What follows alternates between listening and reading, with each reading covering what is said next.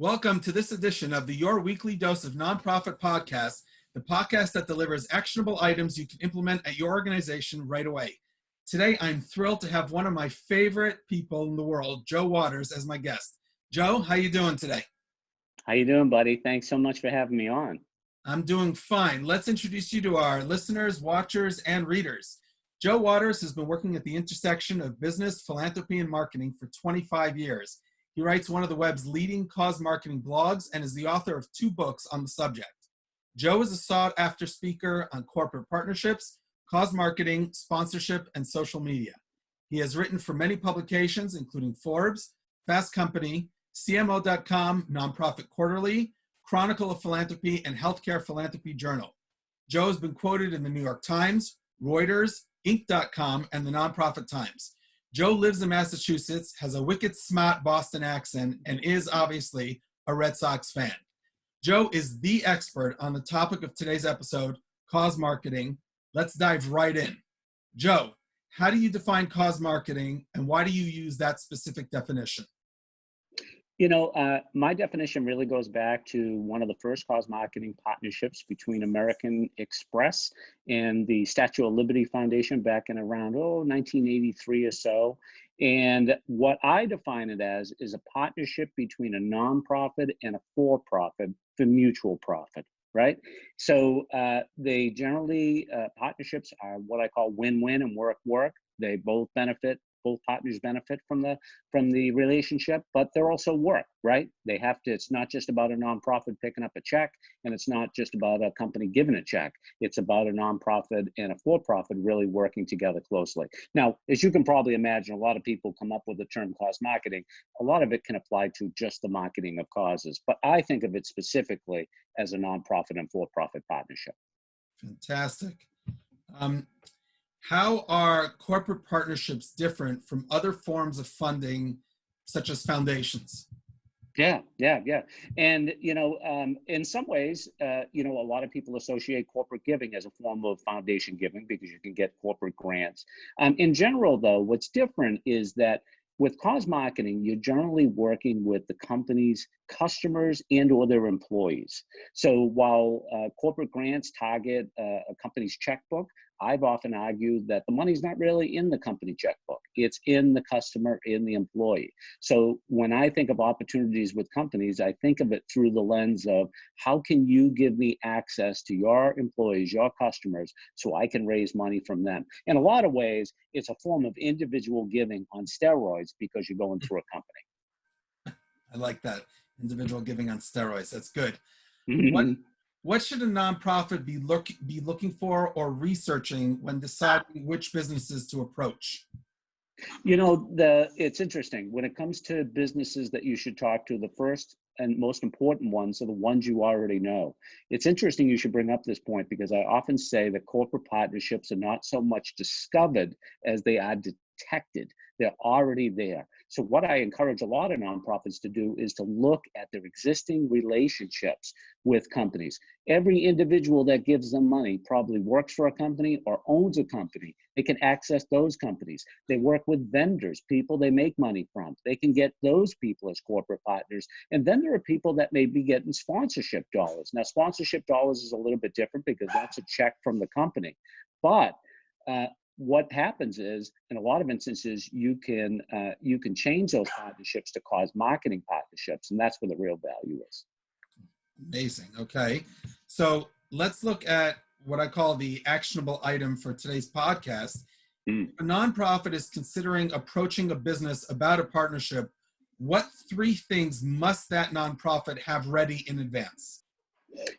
I think one of the most important things, and nonprofits are really challenged by this, is a value proposition for the business owner, right? Or the business people that they're meeting with. I think it can be extremely powerful when a nonprofit goes in and instead of just focusing on themselves, they're focusing on like, here's how I can help you. I do this type of work with my nonprofit. CSR is very important to people right now. I can deliver a specific audience to you that's valuable, that can help your organization make money. That is probably number one, the most important thing that they can do.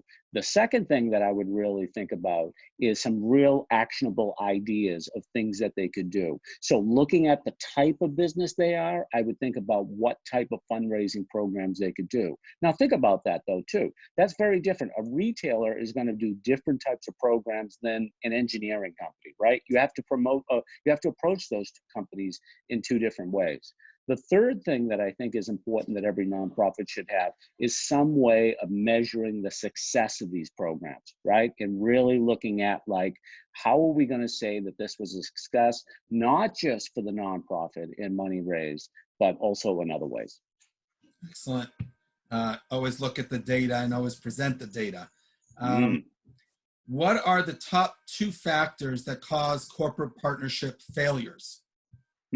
I think a big thing too is, a lack of relevancy with the nonprofit. So in a lot of instances, what people are looking for is they're looking for some type of authentic connection with the business.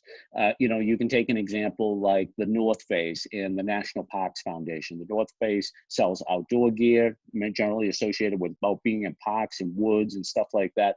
That's a great link for something like national parks. Whereas if you come in the North Face and you want to, save schools, saving schools is a great thing, but it's not really relevant to the type of business they are. So I think in a lot of instances, you have to find that connection. Now, there's an important point to be made there, though, in the sense, if you do your research and you find out that CEO of that company is very interested in schools and working on behalf of schools to save those, that is an authentic connection.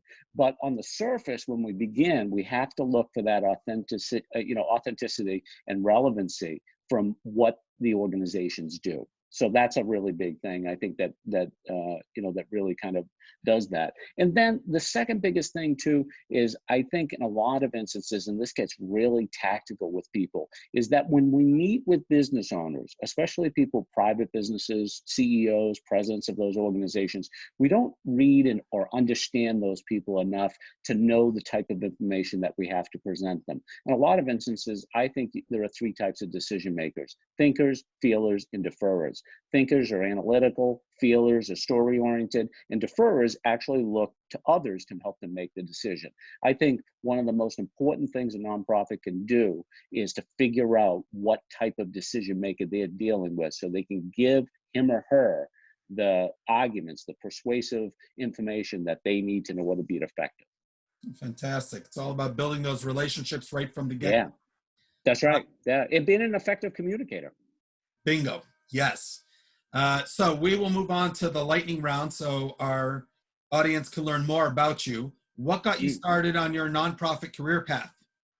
It was basically a job search. Being out in 1993, just got out of Penn State, graduate school, thought I was going to do a PhD, but I didn't. Got out and was looking for a job and ended up in the nonprofit field, and actually worked first for an organization that I had supported during the 70s and 80s, the Muscular Dystrophy Association. So it was kind of a strange way of kind of coming back home by going to work for them as their first job. But the basic answer, I needed a job.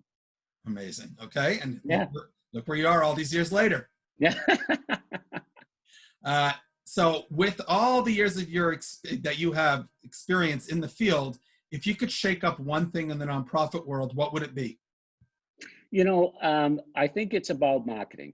The biggest thing I see that nonprofits are challenged by is their lack in understanding of marketing and their lack of staff to help them with that issue. A lot of people ask me, and I talk to a lot of people, Joe, why can't nonprofits be as successful as businesses? Why can't they position themselves in that way? And in a lot of instances, my answer, I think, is very simple. It's marketing. They don't have marketing. They don't use marketing.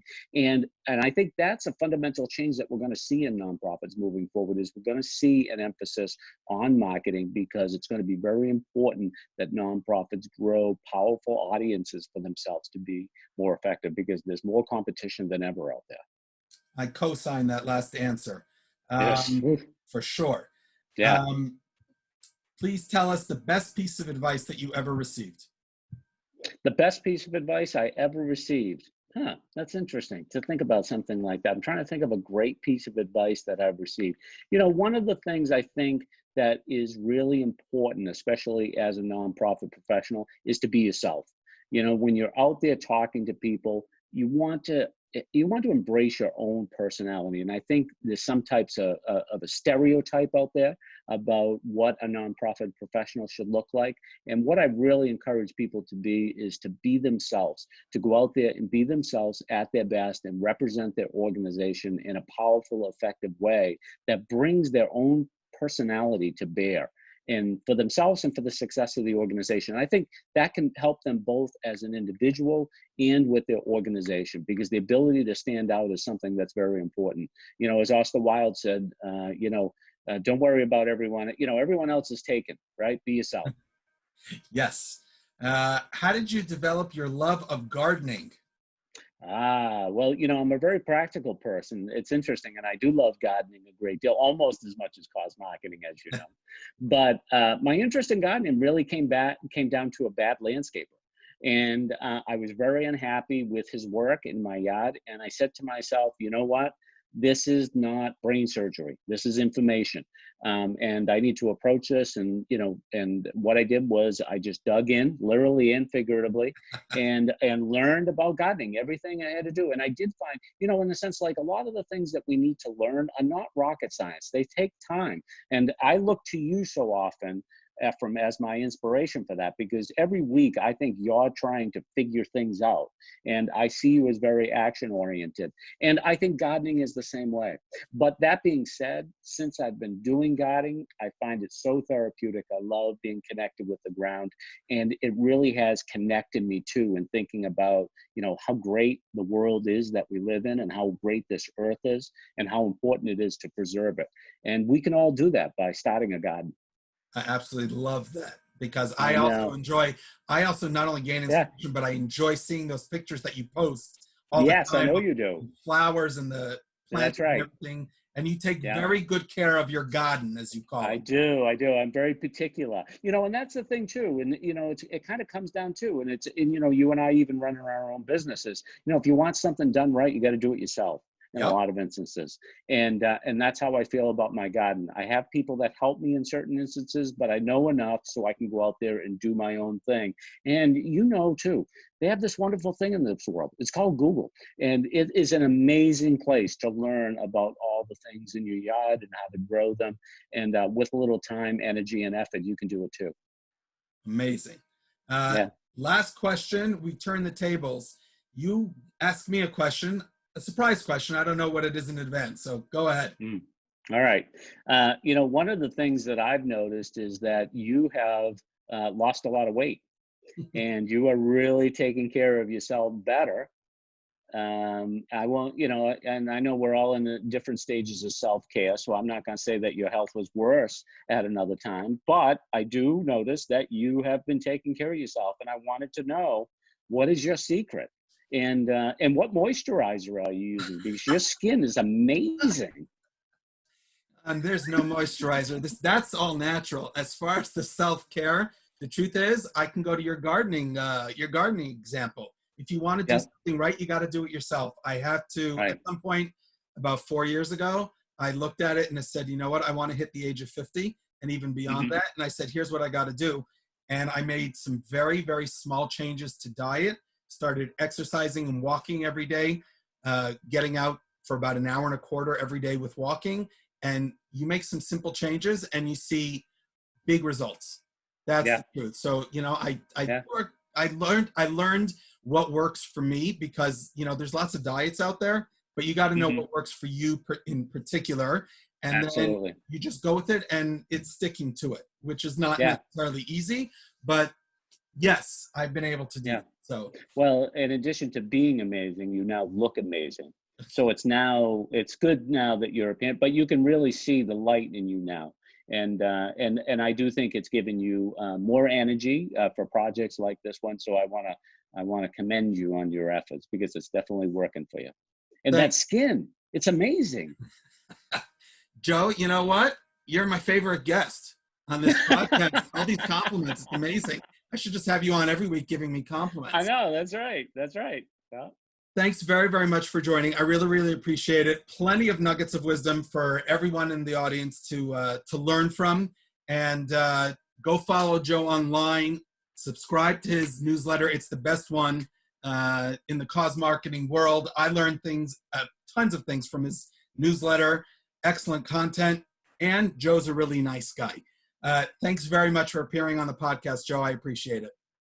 Thank you, Ephraim. Nice being here. Hey, have a good one. You too, buddy. All right, bye.